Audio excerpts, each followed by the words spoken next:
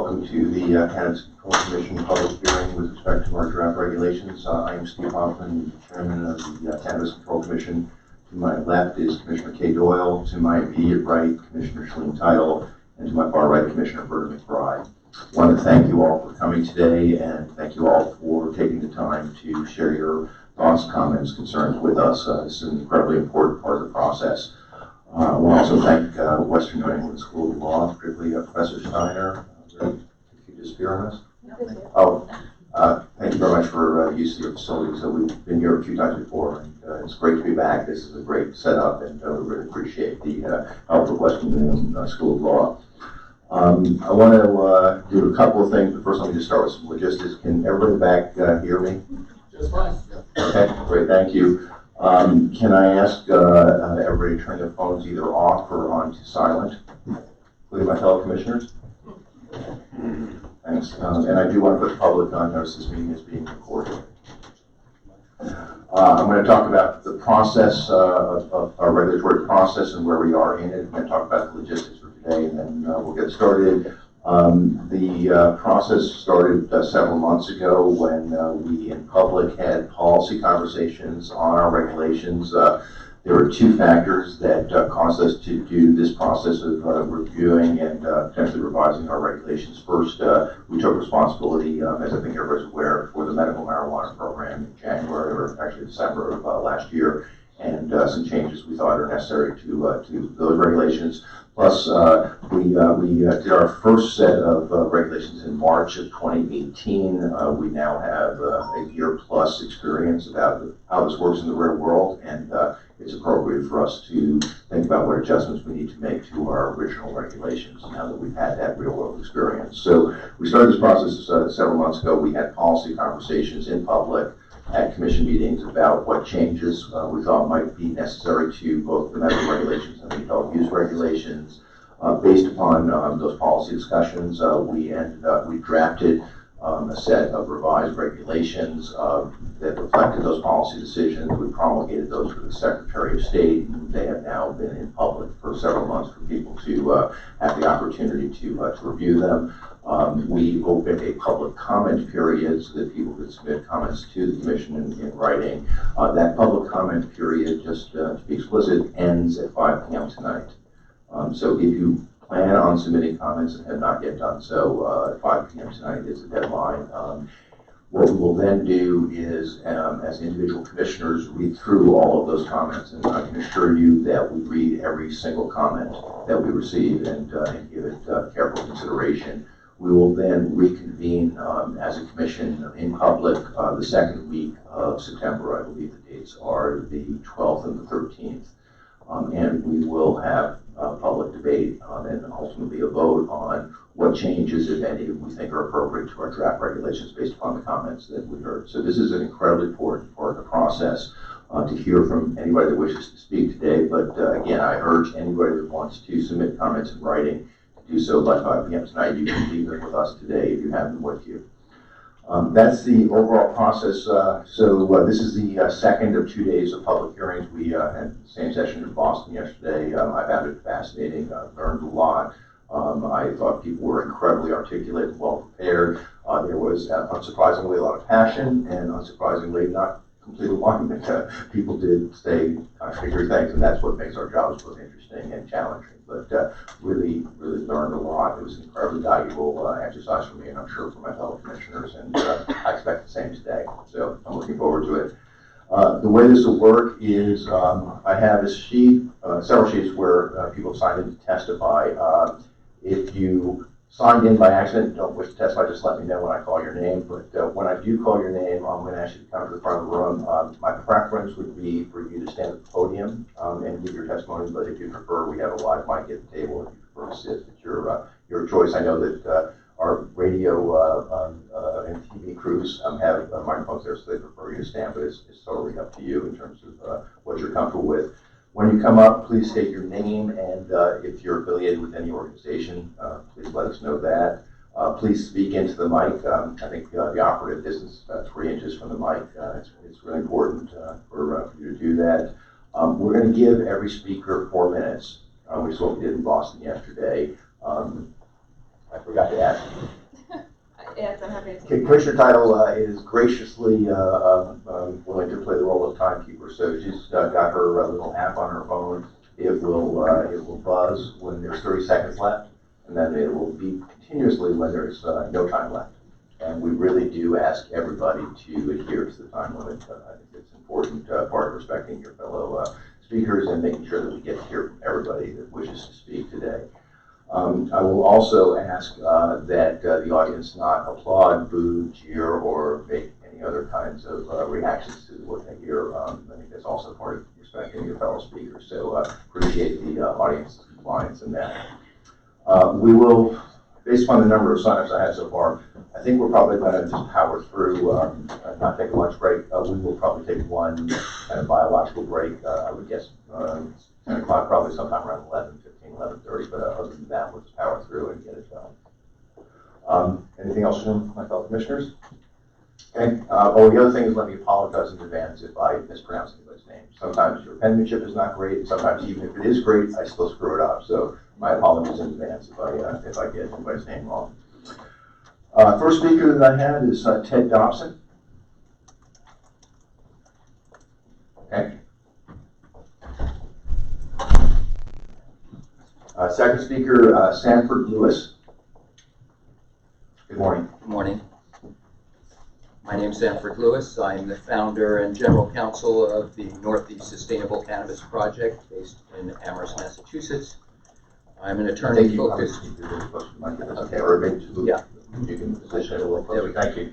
I'm an attorney focused in environmental law, sustainable business, and socially responsible investment, and I founded the project to bring focus to the climate change challenges posed by the emerging cannabis and hemp sectors.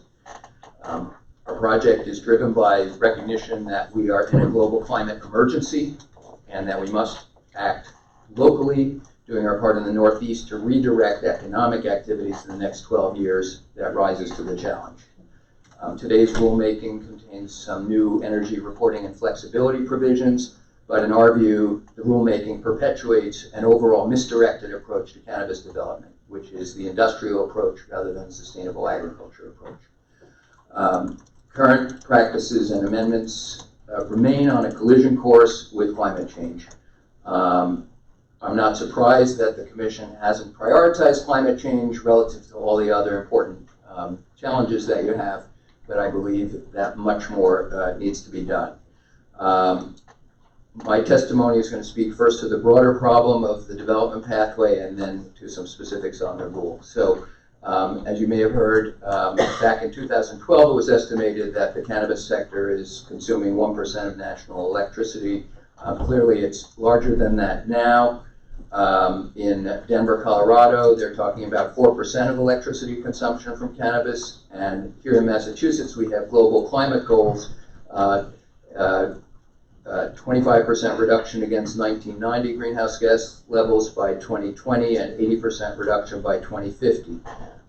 We see no evidence, the state says that it's on track to meet those goals, but we see no evidence that the state has taken account of what's happening in the cannabis sector here.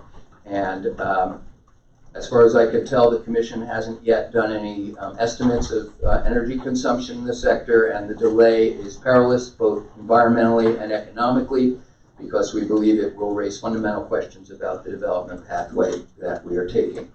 The energy requirements in today's rules, before today's rules, don't present a muscular response to the challenges of climate change. They leave a lot of flexibility.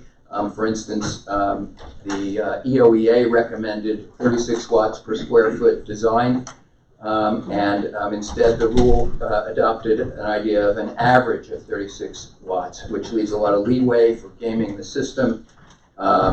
And it's commonly understood that paperwork and design maneuvers by licensees work against that lighting power density requirement.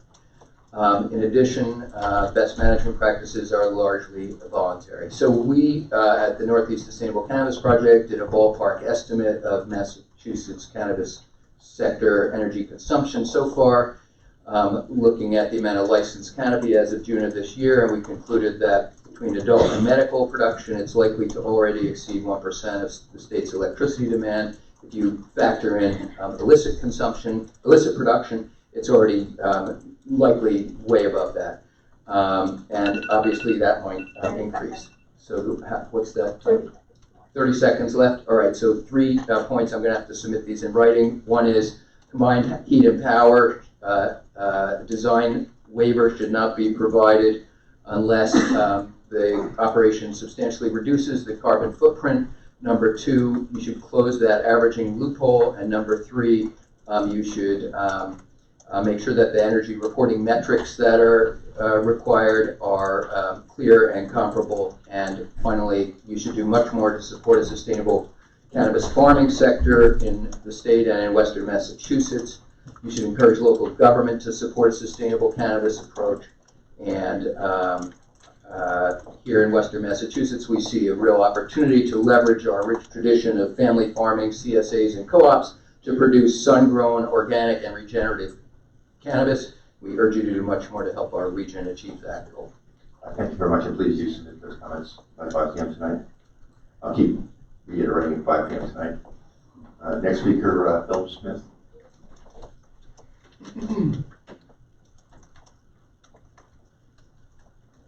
Good morning.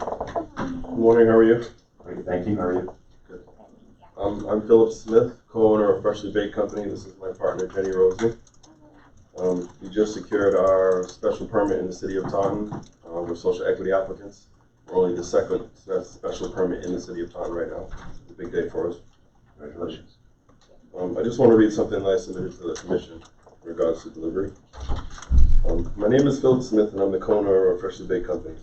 I am a Marine who served in combat during the Iraq War in 2003.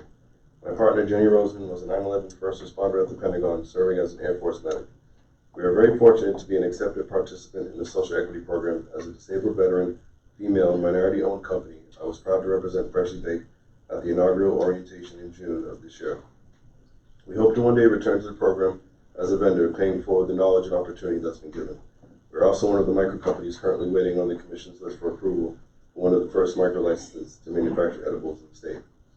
As a social equity participant and micro company owner, I am in a unique position when it comes to home delivery and the distribution of my products. Currently, Freshly Baked has an early wholesale distribution deal with a third-party transportation company who is hoping to be the first equity brand wholesale distributor in the state. Distribution in any industry plays an important role by promoting a balanced, diverse, and fair market. Access is another important part of distribution that home delivery will bring if all available avenues are open. Currently, the Commission's draft regulation on recreational home delivery requires delivery companies to work with brick and mortar dispensaries that will receive orders via online third-party platforms and prepare those orders for pickup and delivery.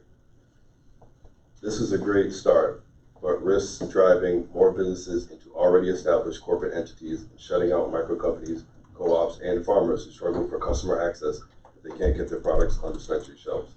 Home delivery is the saving grace for the little guy and will be the way they survive not only locally, but on the federal level. I have a few options I would ask the Commission to consider to help level the playing field. 1. Give delivery companies the option to pick up product from wholesale distributors and third-party transportation companies. This would more evenly distribute economic power between big dispensaries who might try to limit the amount of quality of the products offered for home delivery and the producers of the product. It would promote diverse product offerings in the market, keeping manufacturers, cultivators, micro companies, co-ops, and farmers strong. Delivery companies would have more business opportunities, as would also give them the leverage needed to negotiate fair deals. Picking orders from distributors will also reduce traffic in dispensaries and curtail our carbon footprint by allowing more efficient routing. Give economic empowerment and social equity participants who hold a delivery license in tandem with a cultivation, manufacturing, co-op, or micro license the ability to deliver from their own facility. To have the ability to deliver their own product, the license holder will have to sell product to a dispensary, ship it to the dispensary, then pick it back up for delivery. These extra steps would be costly burden that threatens long-term financial viability of these companies. Allow approved manufacturers, cultivators, micro companies, co-ops, and farmers the ability to deliver straight from their facility via process through third-party technology platforms. This would again give the market diverse offerings and ensure small companies have good opportunity to bring their product to consumers. I want to thank the Commission for their hard work and dedication to social equity. As an equity participant, I am very happy to see the program moving forward and am excited to see a positive impact their efforts make on our communities. I know the Commission is dedicated to ensuring this expanding market stays inclusive by voting on regulations that strengthen small equity brands who need the support now and in the future. Also, just real quick, we heard a lot of things yesterday about the body cameras, and as a delivery company that definitely will be a delivery company, one of the first, I think body cameras is a bad idea. Just as a consumer, I don't want a camera coming to my door and telling me doing anything. So I think just as far as a privacy concern. As far as the numbers go, I've run all the numbers, and I don't think as far as numbers go, body cameras will be a big issue. But I think the privacy concerns is a big issue. Thank you. Thank you, Bill. Thank you, Jen. Thank you very much. Best of luck, and you said you did submit those comments already? I did, sir. Thank you very much. Next speaker is Lisa Gustafson.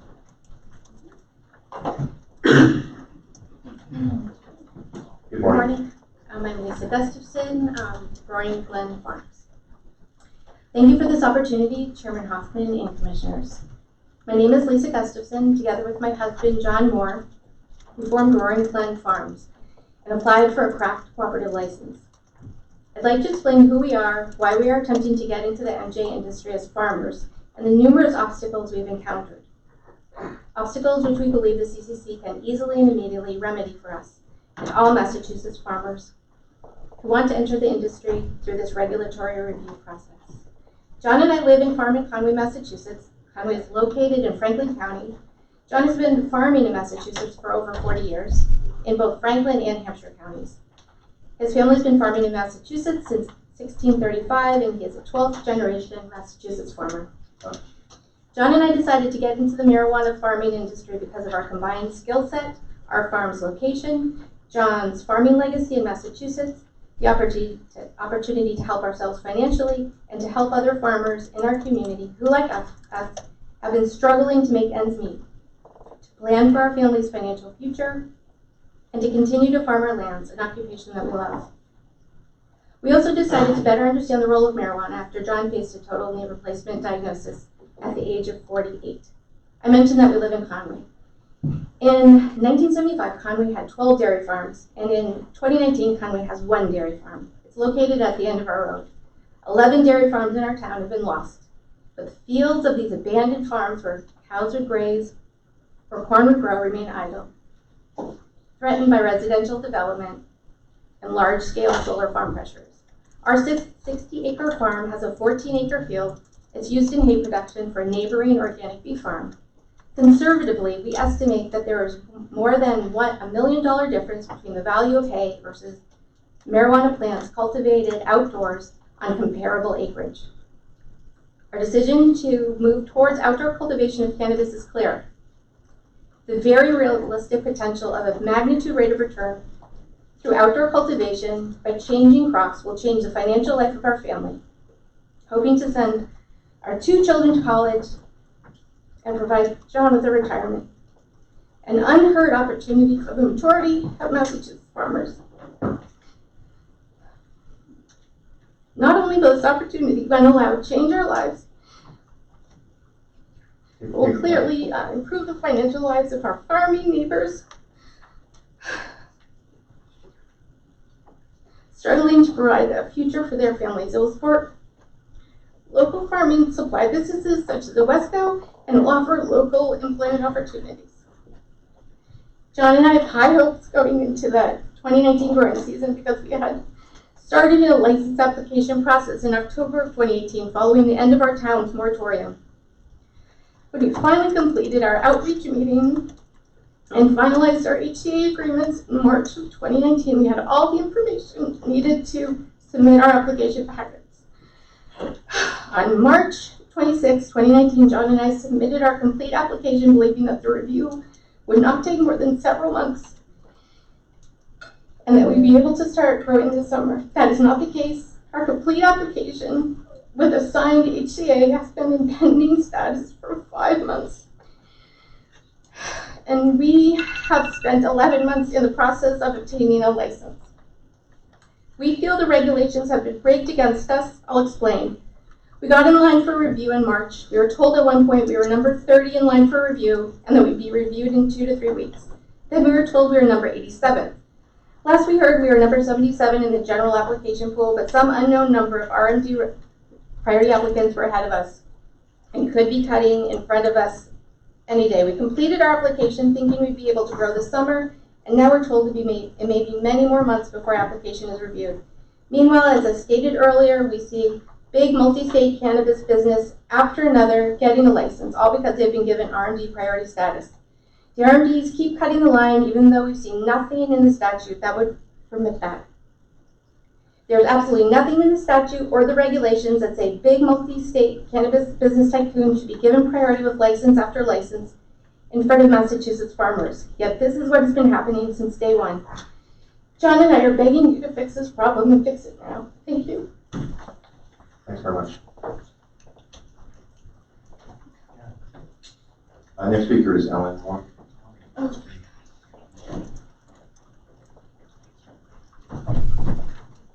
Good morning. Good morning, Commissioners. Oh my gosh, 5 months. I'll get to that. My name is Ellen Moore, and I'm a registered medical marijuana patient, and I'm also a director with the Massachusetts Growers Advocacy Council. Thank you for letting me speak on the draft regulations that have been out. I only have a few comments today, and first, I'm back to talk about priority licensing of RMDs not open and operating to medical patients once again. And now the RMDs with priority for adult use licenses not opening and operating for medical are now slowing down the processes of micro licenses for cultivation and manufacturing, as we just heard. There are currently, we have been giving priority to RMDs who have not met their priority obligation to be open and operating, else in good standing, which to me would mean that with that provisional medical license, that they're doing something with it, not just sitting with it.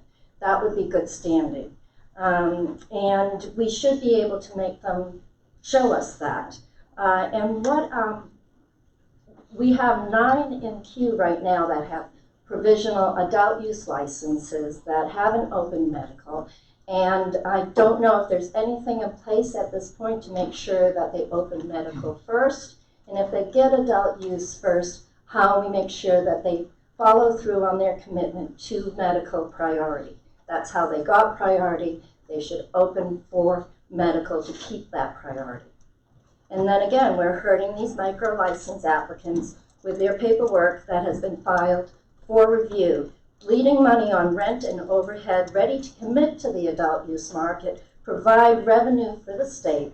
And I reviewed the applications pending review. I have 6 pages of them. And there are people like River Run Gardens who have had their applications in since April of 2018, okay, that are still waiting for review. That's sad. And I say again, like I ended my testimony last year, is shame on you for allowing those dispensaries not open and operating to have that priority status when you have the power not to do that. Today, that statute is already there, that regulation is there, and so I think a fix would be to make sure those who have priority status and haven't opened for medical have only provisional licenses there. Make sure they're doing something with those provisional licenses, or send them down to the bottom of the list. You know, there are people, there are RMDs, registered medical dispensaries, that are working to open medical. Keep them in line, but the ones that aren't, take care of them. The last thing I want to talk about is the financial hardship program for the medical, and I really appreciate what the Commission has done in providing enhancements to the program. Having the dispensaries provide goals, measurements, and plans for their hardship programs. Currently, they offer 10% to medical patients, and that's not enough, especially where cannabis is not covered by insurance. And also, I would like you to adopt the Cannabis Advisory Board proposal to increase from 300% to 400% of the poverty level. This will help for patients going to dispensaries, but will also help when hardship grow is instituted. And as a director of the Mass Growers Advocacy Council, I do ask the commission to delay reviewing hardship until legislative fixes have been done. The hardship original regulations need work, and there are fixes that can't be done by the CCC. Thank you. Thank you. Next speaker is Peter Bernard.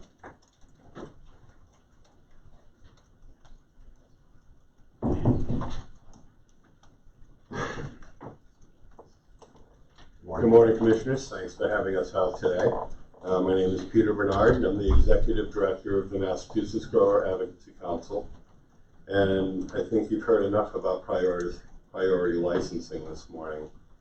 And you guys usually hear from me about commercial industry matters, but I'm going to deviate from that today and go back to the thing that launched me on this crazy adventure to begin with: medical hardship cultivation. There are legislative fixes that need to be made, and our organization is bringing language to Beacon Hill to address that. And I'll tell you why.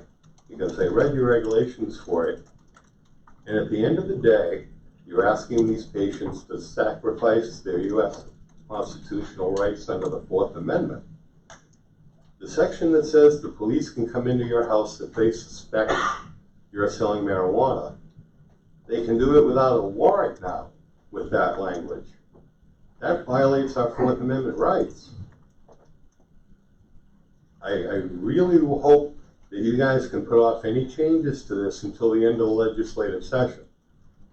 I'm confident there's going to be enough support behind this language to get passed. Other parts of this that are no good: financial hardship. And this is the kind of hardship that Ellen was just talking about. $100 fee to get a hardship cultivation license. We waived their $50 fee for the patient card in the first place because it's assumed they can't afford it. So now you want to ask them for another $100? Then you want to be able to come in and inspect their grow space. And you want them to submit a grow plan. This sounds more to me like a commercial license than a home grow. I can understand wanting inspections on these things. A simple solution, because the safety concerns are always around electric and plumbing. Have the applicant go to their city or town hall, go to the building inspector's office, and request an assessment, which they will come and do. And then they'll tell you whether or not you're up to code for what you're trying to do. They can submit that from the town, and everybody can be satisfied that their safety concerns have been addressed. My biggest concern with this is the Fourth Amendment thing. Having the state in any way, shape, or form have the right to walk into somebody's house without a warrant is totally unacceptable and as un-American as you can get. As somebody born here in Boston, I take the Bill of Rights extremely seriously. So that Fourth Amendment right is a very big one, because the British used to just barge into your house and kick you out so they could use it as an outpost. That's why we have that. And it extends to law enforcement of any kind. You can't just bust into somebody's house because you think they're growing weed. Because what happens is, the police go in there, whether the patient is compliant or not. They tear down all the plants. They call these little 3-inch clones plants, so that when it gets in the paper, it looks like 130 plants got caught, when there might be 25 or 30 actual plants. They destroy it all. Sometimes they take the equipment. Then they tear your house apart looking for other drugs and guns. And they don't put it back. They tear everything apart. I know people it's happened to. Then they get to court, explain to the judge that they're a medical patient. Okay, says the judge, you're off the hook. In the meantime, all this damage has been done. That, I think, is why the DPH issued the memo they did that is the law of the land right now. You got your medical card, you can grow what you need. Until we can get a legislative fix, it needs to stay that way for where that language is just going to create a lot of criminals and a lot of monetary damage and a lot of wasted law enforcement time. Time's up. I'm done, sorry. Thank you very much, Peter.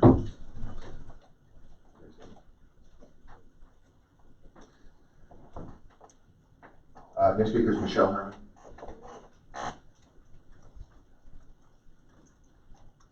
Morning. Good morning. Thank you, Commissioners, again for hearing us. My name is Michelle Herman. I'm a director for Mass Grower Advocacy Council, Mass and GAC, as well represent Boston Leaf.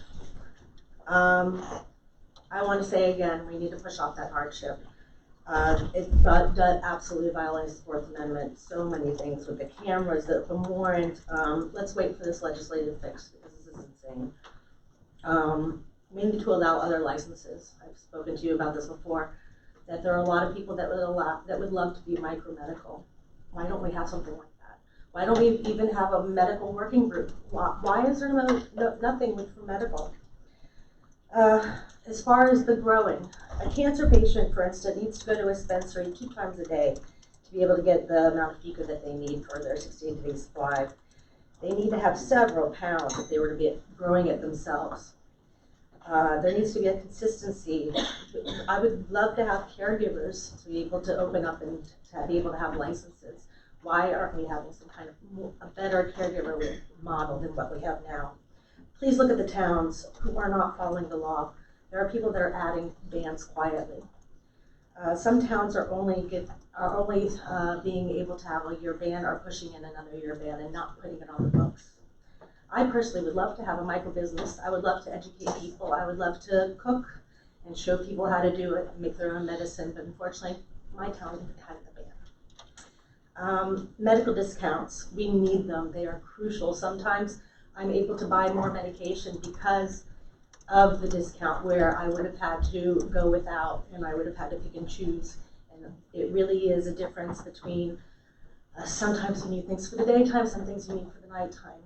As far as pediatrics, it is still hard to get the card. I know I said that we can get the card, we can. But again, what's the point?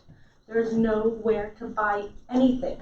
There's nothing that I would buy for my kid. I want it to be, I would love it to be something that could be tailor-made. I would love that it's a caregiver, but something that I can trust. Right now, there are so many people that are hiding as caregivers, and I'm not able to get what I need. Again, as a mom, as a director of Mass Grower, we were integral in writing parts of the draft. I beg you to fix this. You now own the medical. Fix it, please. Oh, wait. First of all, I want to know, this is a list of all the people who have priority RMDs with provisional adult use that are not opening and are not operating as medical. These are the people who we're waiting for to open for medicine. So I call you out. I call Atlantic Medicinal Partners. Where are you? BCWC, where are you? Why are you not open? Why are you not opening and having my kids' medicine? We moved here for this. Why are you not here?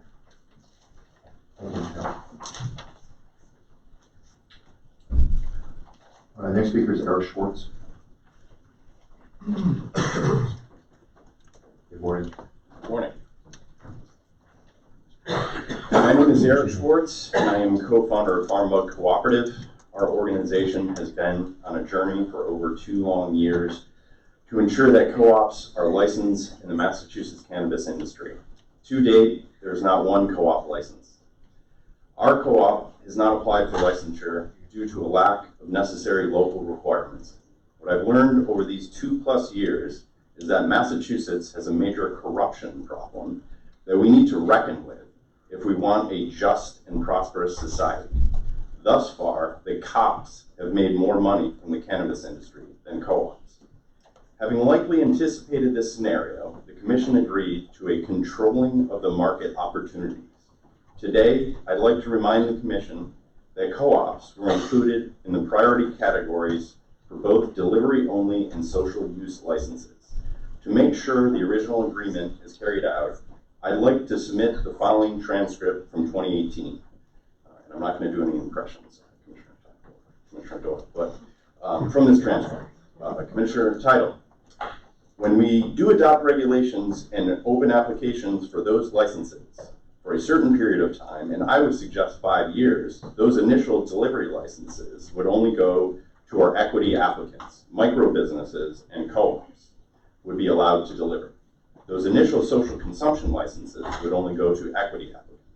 Commissioner Doyle, the inclusion with regards to the social consumption and limiting to the equity applicants, I think there were some co-ops talking about wanting to have an opportunity to do some sort of agro-tourism. I was just concerned that it may not be in line with our mission to help farmers. Commissioner Tyler, I would take that as something that I would support.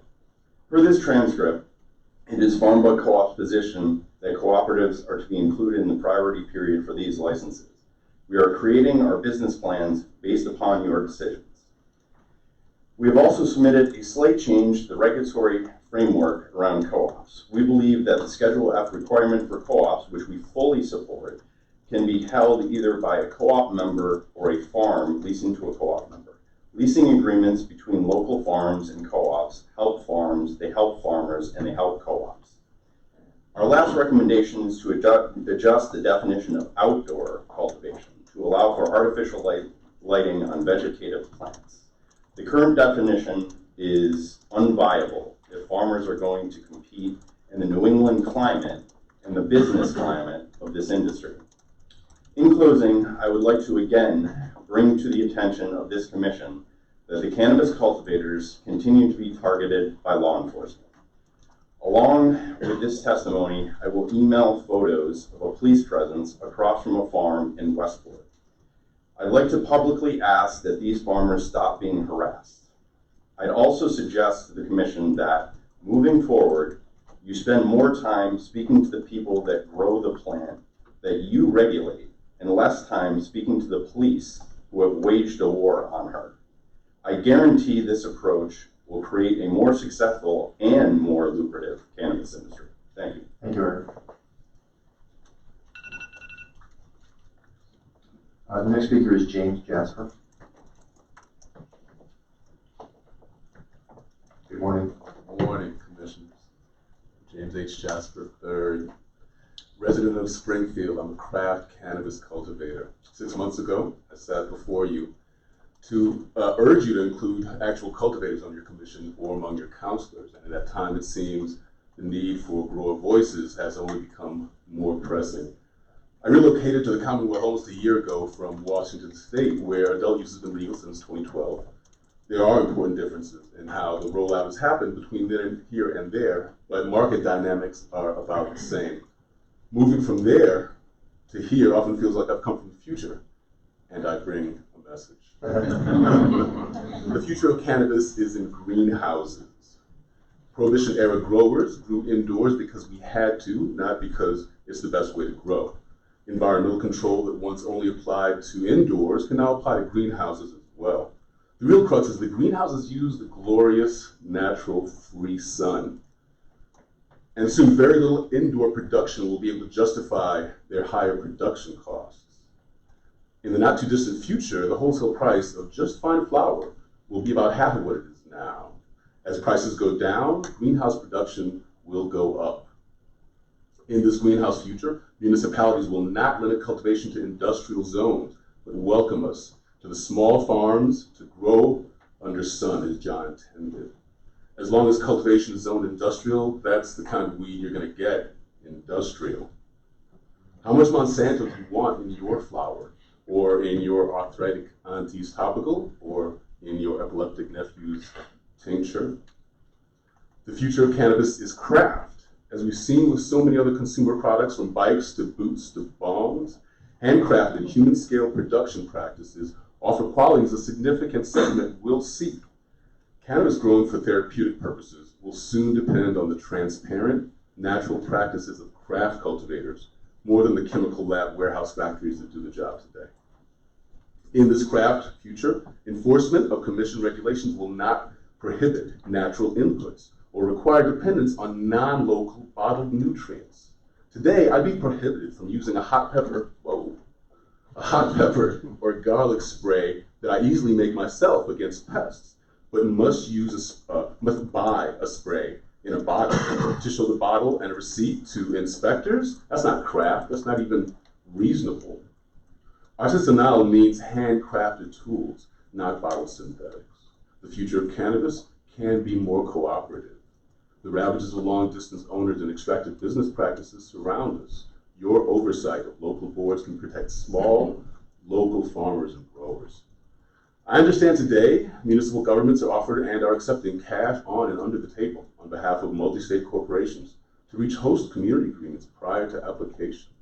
These businesses are far more accountable to shareholders than to the towns and cities, shareholders who live nowhere near.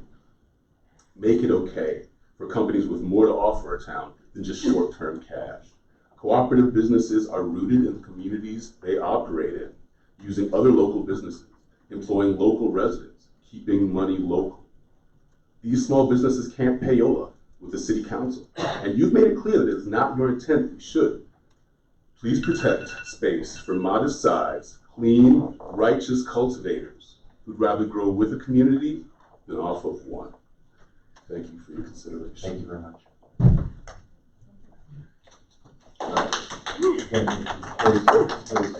I appreciate, but please keep the audience reaction to a minimum. Next speaker, Aaron Druin. Did I get that right? Yes. Good morning. Good morning. My name is Aaron Druin, and I am a cultivating member of Farm Bud Co-op. Money doesn't grow good pot, despite what the industry seems to think. The licenses that have been granted, although there are many, or maybe growers present, are largely corporate entities with seemingly little true care of cannabis as a quality product, and with their sights set solely on large monetary returns. Let the grower and the farmer decide how to grow the cannabis. The answer to this is to grant co-op level licenses where farmers, growers, and consumers can succeed. The system, as it stands, is purely about money. Massachusetts residents are currently consuming a watered-down product brought to market with dysfunctional production and vision. I speak to people daily that are disappointed with the quality of the cannabis that is being sold at the local shops. Having regulations is necessary, but not to support a system that can only survive by bringing in as much money as possible to fund corporate payoffs to towns through unfair HCA deals and hostile bans, moratoria, and bylaws. I advocate for the Massachusetts Senate Bill S1126, which would give the CCC power to have a say in the host community agreements. The CCC would be able to assess if the HCAs are executed fairly or unfairly with towns and cities. That is potentially one step that could allow everyone, including the consumer, farmers, growers, towns, cities, and the entire state to positively benefit. As for pesticide regulations, if the CCC remains restrictive, I recommend training, education, and licensure for appropriate pesticide use. This could allow for more cannabis and, more importantly, a superior quality product to reach the market. I suspect that the methods currently used to meet regulation harvest the flower too early, limiting full array of balanced cannabinoids and terpenes, etc. It's likely that irradiation, hydrogen peroxide baths, and chemicals that are not being tested and are not appropriate for use are being utilized to kill off mold and bacteria to pass testing standards.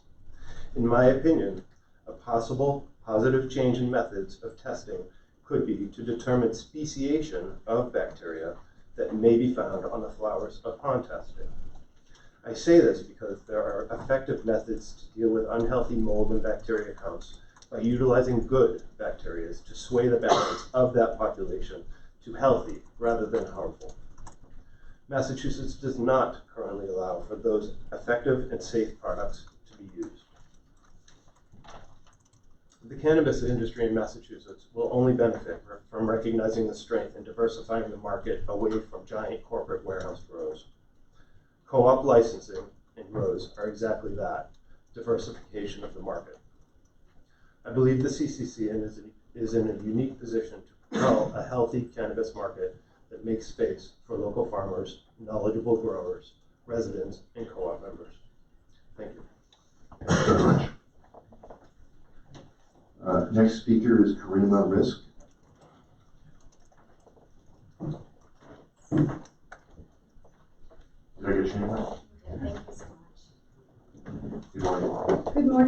like to welcome the commission here. Thank you for coming to Western Massachusetts. We really appreciate you making the effort. My name is Norris. I've been working in the Massachusetts licensed cannabis industry since 2016 in a variety of capacities. I've worked at large dispensaries and a couple other retail stores that are seeking licensing, including most recently Holyoke 420. I offer my comments too as an advocate and as someone who was a serious potential applicant for social consumption licensing back in 2017, 2018. I went through the process of securing real estate. I entered the negotiation process for a host community agreement. And so I feel very qualified to offer my comments on social consumption today. I think it's critical that we approve social consumption establishment licensing. And that it's an issue of social equity, social responsibility, and I would argue public safety. I'm very happy to see that in your draft regulations. I would encourage, regarding an exclusivity period, to even consider a broader period of time, perhaps closer to 3 to 5 years. As we're seeing with the established R&Ds and other big corporations on this list, it's taking at least about 18 months to get through the licensing process. And as someone who may potentially be interested in an opportunity, I would even have to just start considering the process once the regulations are passed. So really the 2-year period isn't a lot of time to even get through the licensing process as a local applicant. I also think it's critical to sell cannabis as part of the social consumption modeling. I've done financial statements many different times to see about the sustainability, and frankly, it's not sustainable to operate a licensed marijuana establishment without the cannabis revenue. It just isn't. It's a losing proposition. I would further argue or encourage you to allow take-home, whether it's now or in the future if it's politically viable, and in much of the same manner as a vineyard or a small craft brewery, where you're offering these local products on a small scale batch process. You can easily package the cannabis into proper exit packaging, and honestly, we're not competing with the large dispensaries. This, again, is more of a local phenomenon that serves the local population. I also wanted to offer some comments on the Economic Empowerment Program as someone who is potentially eligible for that program. My general comment is, let's make it easier for those of us to apply. I think it's critical to open up the Economic Empowerment Program to new applicants. I can personally say, and I think many others are in this boat, that many of us didn't understand during that very short 2-week period that was our one and only opportunity to get in as an economic empowerment, or to qualify for the Economic Empowerment Program. We didn't know what it was gone before it happened, and now I do understand the Commission has an important responsibility to those who are on that list to get through the licensing process, and that's very important. But likewise, it's extremely important that others who likewise qualify have that opportunity to get there. I would say we need to make it easier to become Economic Empowerment Certified. We need more people of color and disproportionately impact people to apply for the program. And we need to make it easier to apply. We need to reduce the barriers to this program and encourage more people to apply. Specifically, I would encourage reducing the number of criteria. There's 6 criteria, 3 of which you need to qualify for to be eligible. Why not make it 2 out of 6, or even 1 out of 6? Would it be such a bad thing if we had more people of color or more people in these areas applying? This is something I offer. I just think it's really not fair, and there are real consequences. I have engaged with your staff about that. And just from my perspective, you know, once you're merely qualified, that opens the door to speaking with investors, to getting invited to exclusive events. All these opportunities are shut until that list opens up again. Finally, just as a closing comment, I would prioritize the passing of small local businesses that are in your queue. We have a number of large competitive RMDs and adult use stores that are competing. It would be wonderful if there's any way to have some marathon approval sessions to get through that backlog. I'm sure you guys are all thinking about that. So with time up, I just really want to thank you for your progressive stance on equity. The whole country is watching. We're very proud to be part of that, and keep going. Thank you. Thank you very much. Next speaker is Christopher LeBlanc.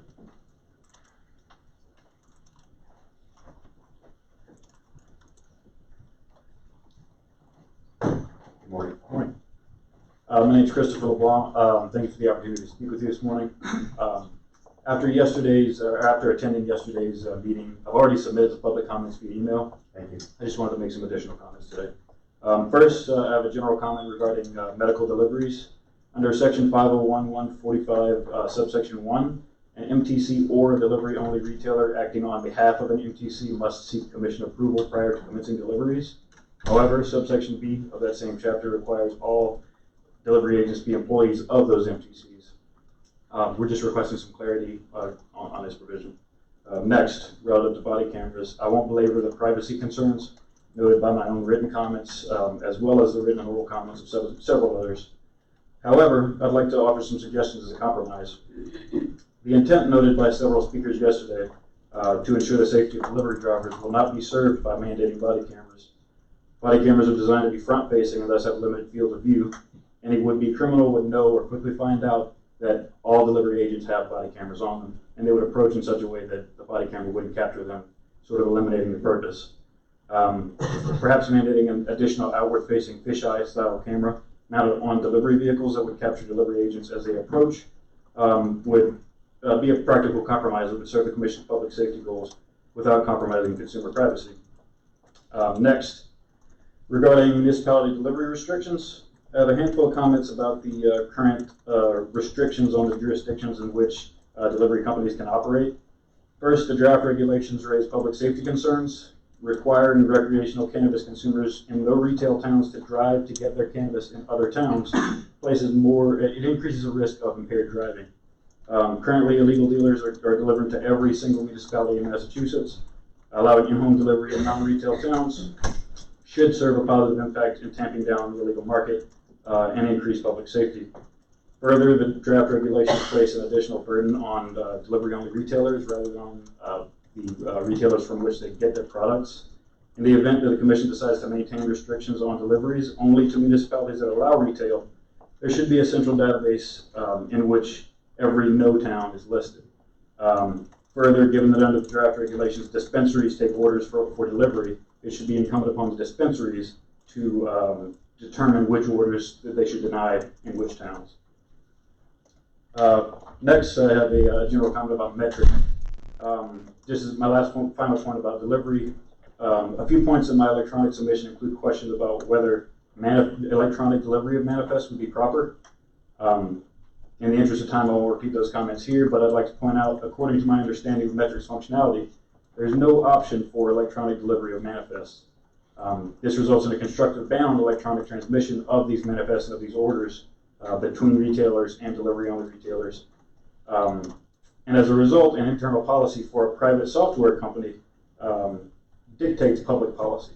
We would request that if there's not currently a committee, we request a committee that sort of reviews the annual contract for Metric and ensures that their policies meet the public policy rather than dictating public policy. Finally, I have one comment regarding the prohibited marketing practices that a couple of people mentioned yesterday. Under Section 500.1054B16, under the old regulations, or the draft regulations, sorry, the common understanding of Massachusetts is that any marketing or branding on promotional materials like hats, t-shirts, or like that Nalgene with the Cannabis Control Commission logo on it right there on the in front of a commission to grade. Under the current reading, we understand that you cannot print any type of logo or branding material on any type of material like that. We request some guidance regarding that specific provision, and that's all I have. Thank you. Thank you very much. Did you say which organization you're with? I'm with 2 Bucks. Next speaker is Francis Ledoux. Did I get that right? Very good. Not looking for praise, I'm just looking to avoid embarrassment. Don't get it wrong, you did a good job. Good morning, everybody. High school French. I'll be there in a few weeks. I actually have Frank Ledoux, Chesterfield, Massachusetts, and actually affiliated with both JLBA Business Association of Western Massachusetts in the Hilltown region, and I'm also an ACLU national member, non-attorney, representing only myself here this morning. To the commission, I actually have a pointed question, and it stems from a great concern. And the question is, why is a virtual marijuana monopoly potentially being created within the Commonwealth? basis for that question, and I came here to determine how such a monopoly could exist that only allows Massachusetts residents to purchase but not grow is allowed by law, because, as I was told when I queried the commission in Boston a number of weeks ago, I was told that seed is only available through registered cannabis vendors currently operating within the Commonwealth. So the whole problem came before me that we have a situation here. What came first, the chicken or the egg? And in this case, the metaphor transfers over to, is it the weed or the seed? Because when I attempted to, and my wife has been prescribed for CBD usage by her primary care physician, and that's what stemmed the original inquiry on my part, was where can you find such seed within the Commonwealth currently? And after exploring through the vendors of Western Massachusetts that are presently operating here in 413, nobody could provide any information about even the sourcing of seed, never mind the actual product that would allow a Massachusetts resident to not have to procure the actual finished final product from a vendor, but to be able to go on and do their, I believe it's a 6-plant limit within the Commonwealth.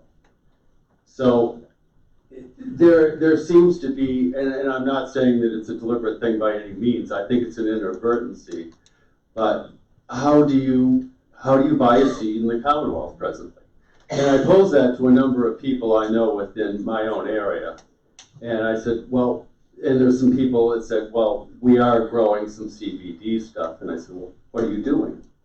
And they said, well, we bring it in. And I said, what do you mean you bring it in? And so I was able to get this today from a person who won't remain identified, but I'm going to present this to you if I may approach the bench. Of course. But I don't think it's a bench, but.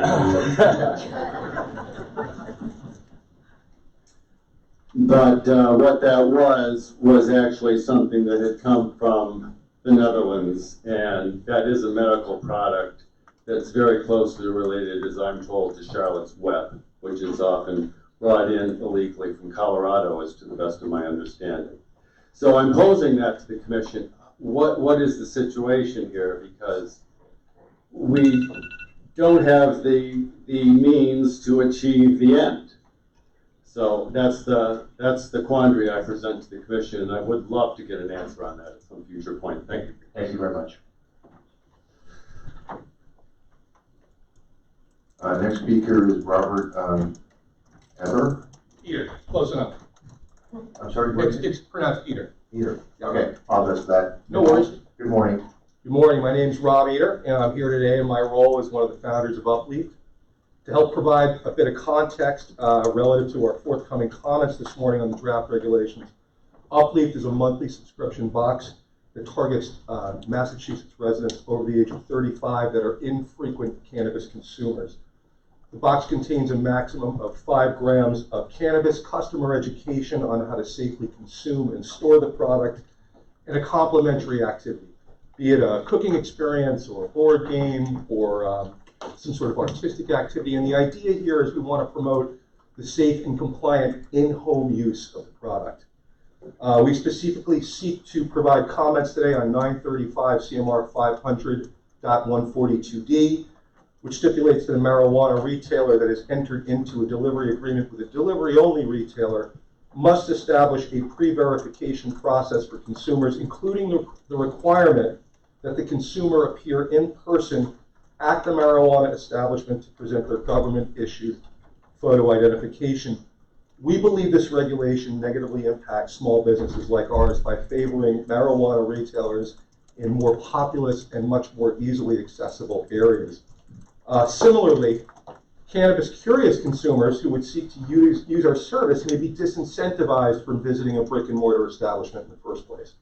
So instead, allowing a marijuana establishment to bear the cost of either establishing a commission-approved online portal or a commission-approved method of in-person verification at the person's home would allow more establishments to have their products delivered. We also seek to comment today on 935 CMR 500.145N, which would prohibit delivery-only retailers from transporting products other than marijuana and marijuana products. The regulations, we believe, should allow the delivery of other ancillary, accessory, or complementary items that could be sold in a marijuana establishment. So we respectfully suggest that this regulation be modified to provide that delivery-only retailers may only transport products obtained from the originating marijuana establishment. This, of course, would still require that marijuana establishment deliveries are not commingled or never commingled with other types of deliveries, such as restaurant food or alcohol. That's all we have. Thank you for the opportunity. Thank you very much. Thank you. Next speaker is Tara Lutas. Ellen, I'm sure I screwed up. It's Lataz, but that's fine. Good morning. Good morning. I'm Tara Lataz, and I represent Springfield Label. I'm the Executive Vice President. So I'm coming, my comments will be a little bit more of a pivot than from what you've been seeing. This comes from a business point of view. We've been providing labeling, tamper seals, pretty much anything you might need to at least over a dozen cannabis businesses in Massachusetts currently, and through other New England states. So a lot of these folks, even new vendors, some of the more established ones, they do ask us for some guidance. Have we seen something? Have we produced something that works for one business versus another business? Because it does tend to be very trial and error. So my question has more to do with some of the regulations passed around July 2nd that I believe go into place around January 1st when it comes to the a statement and seal certifying that the product has been tested for contaminants and that there were no adverse findings and the date of testing in accordance with MGLC 94G and 15. So I guess our question is more to do with this seal that certifies. If you're basing that on something Colorado does, another state, or another industry, alcohol, for instance. So we just want to be able to get ahead of it and provide guidance. Folks are asking us for that, you know, what has one been doing versus the other. So, because we already create tamper seals, things with slits on it. There is widely used invisible ink technology that is very easily implemented, so folks can make sure there's no counterfeiting or you know, questioning on that. So. And we also do the seals for all of Massachusetts when it comes to being at the gas station. You might see that. So we're just trying to use our experience to help guide these folks as well. So just wondering if there's going to be further guidance, refinement on that, or if it will be a little bit more of like you see it and you go, that's not going to work versus, you know, a little bit more trial and error. So those would be the questions that we would have. Okay, thank you, Karen. Matt, do you know if there are any more sign issues? I just want to kind of keep track on how we're doing. Thank you very much. I appreciate that, Matt. Next speaker is Meg Sanders.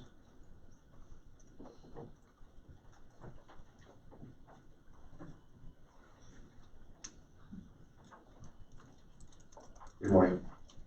Good morning.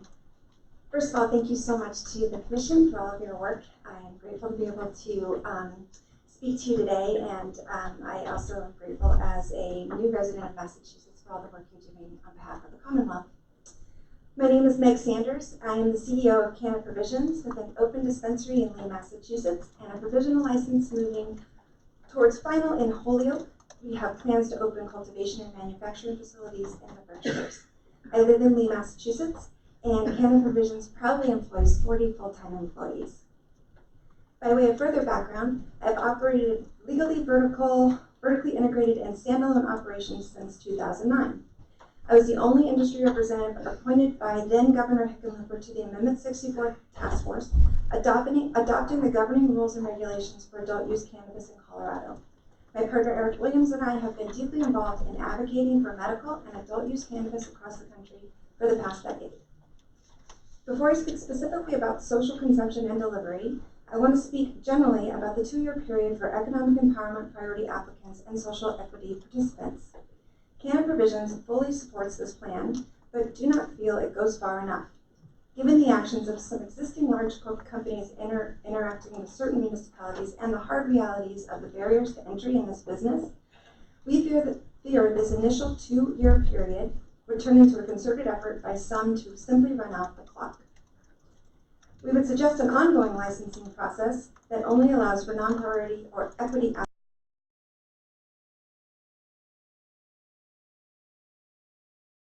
Commission preserving its discretion on the exclusivity period to ensure goals are being met. We also support prioritization of micro-businesses and small farmers. Everything you've heard today about small farmers is not prioritizing. It is shameful that farmers have missed yet another growing season, putting their family farms and their livelihoods in jeopardy. However, there is one issue that I want to make sure we address for those farmers when they are licensed. I caution the limitation of plant material to that already in metric.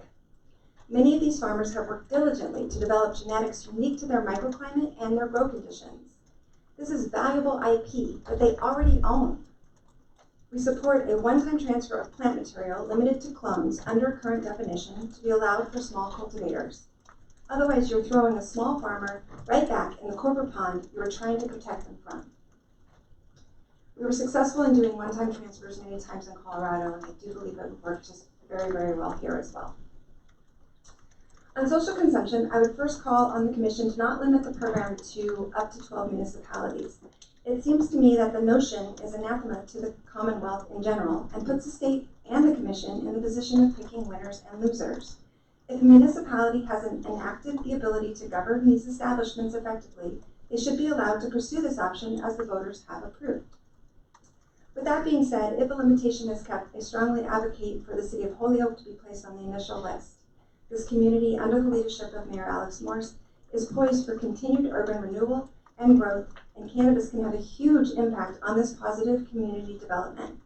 We have seen this positive impact in Holyoke already, and Holyoke is a community of disproportionate impact. On delivery, we generally support the proposed regulations with only minor exceptions. Given our location in the Berkshires, with our many interactions with local hospitality operators, including hotels, we feel delivery to these places should not be curtailed if allowed by the proprietors. We also feel that the body cameras are overreach and will limit consumer participation. Thank you very much. It was a pleasure to speak with you today. Thank you, ma'am.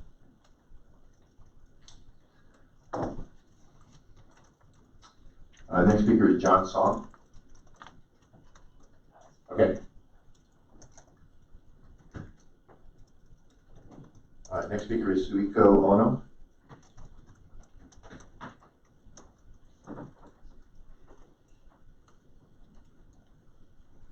Good morning. Good morning. Excuse me. My name is Suiko Ono. I reached out to a few of you before we met. Nice to see you again, and thank you very much for doing this again. You guys are doing great work. I think they want you to be close to the microphone. Oh, okay. How's that?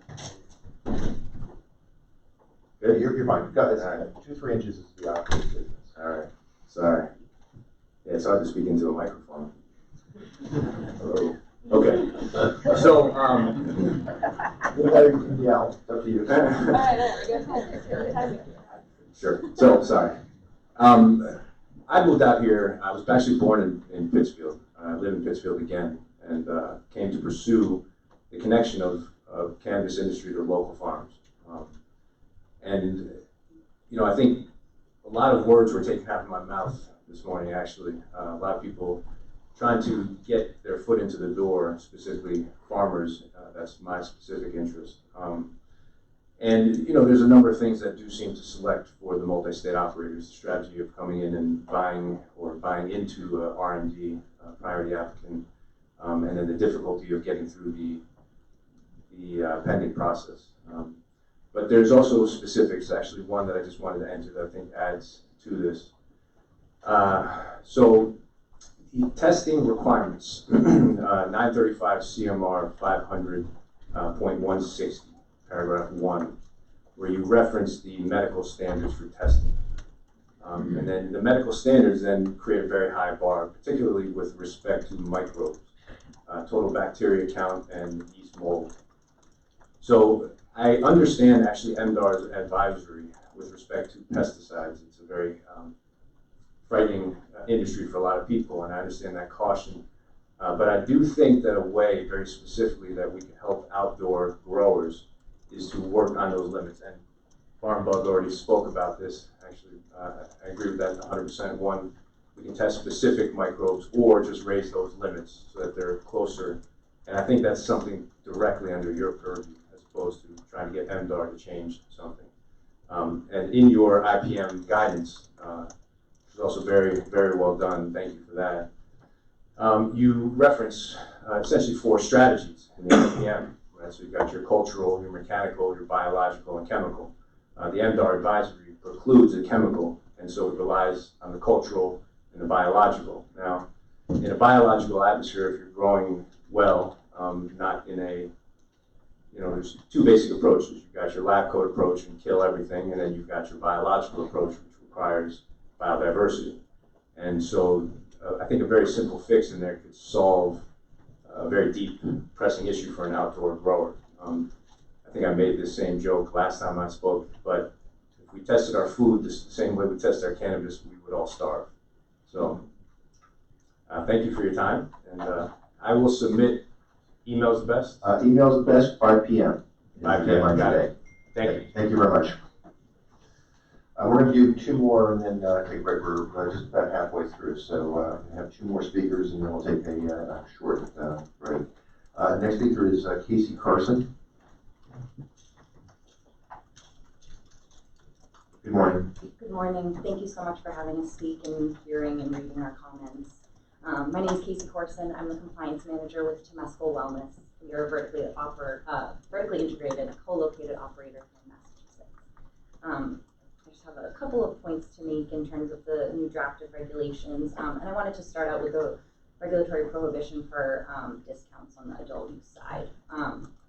Discounts have been a very important part of our business to patients since we've been operating for over a year. It helps expand their access, it helps with inventory control, it's for healthy business competition. We also find that a lot of our adult use consumers are truly patients without a valid registry card. A lot of them are using cannabis to treat conditions that they have for some reason not been able to get a card for or have chosen to not be on a public registry. For that reason, we really feel strongly that we should be able to offer very similar discounts to the adult use side, including a veterans program. It's one subset of the population that has a difficult time getting cards due to certain doctors not wanting to prescribe them or recommend them for these patient cards. And this is also something that's not covered by insurance. So discounts have been very helpful for the patient side of things and will also be very helpful for the adult use side of things as well. I also wanted to touch on, there's been a change to the language regarding transaction limits. The regulations previously stated that we may not sell more than 1 ounce per transaction, I think it said, and now it's been moved to 1 ounce per day to a consumer. And I just wanted to raise the conflict that this raises with the legal limit that they can possess up to 10 ounces in their home. So we are just kind of working around this to say, well, what prevents a consumer from coming in at 10 a.m. to purchase an ounce of cannabis, leave the site, secure their purchase, and then be able to come back later in the day. So just a little more clarification on that and possibly a change of the language to say per visit and define a visit as coming, making a purchase, and leaving the property to secure that purchase. May help ease the conflict with their legal ability to possess 10 ounces at home. Also wanted to touch on the new requirement for an armored vehicle for cash deposits. We're a little concerned about how much attention this is going to draw to the dispensaries.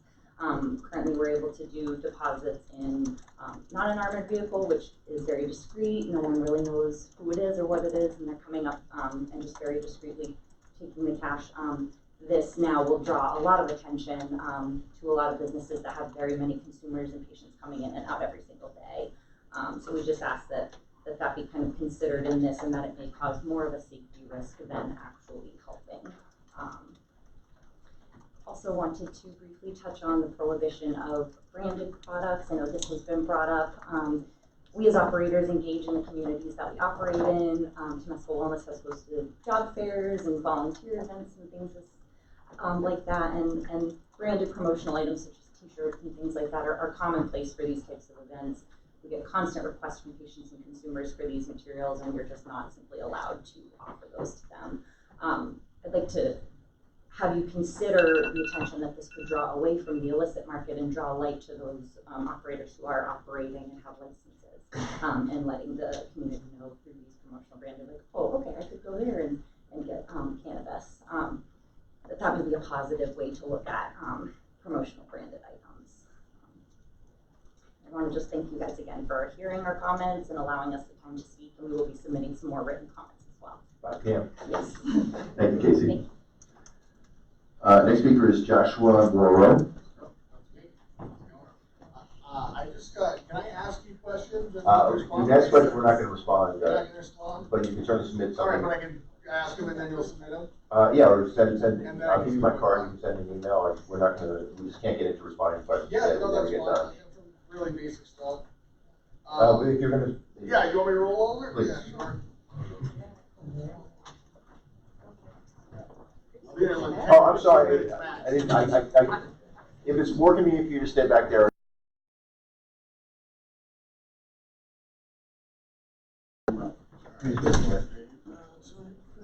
All right, so, Well, again, I think it's going to be easier if we just do that one for you. oh yeah, sorry, I didn't see that. That's okay. Hi, I'm Joshua Morrow. Good morning, by the way. Good morning to the commission. I'm completely new to this. I've never even done anything in court that is this welcoming. So I just wanted to know a couple things. Does the social equity program help educate people with other state agencies, like in concert, like mass rehab or other social programs that are already established in Massachusetts? And hopefully, if you were going to educate people, where a mass rehab might offer an education benefit for a plumber, why would it also not offer something with you guys to be a grower, cultivator, or something like that? And then I wanted to know if there was a database for training facilities.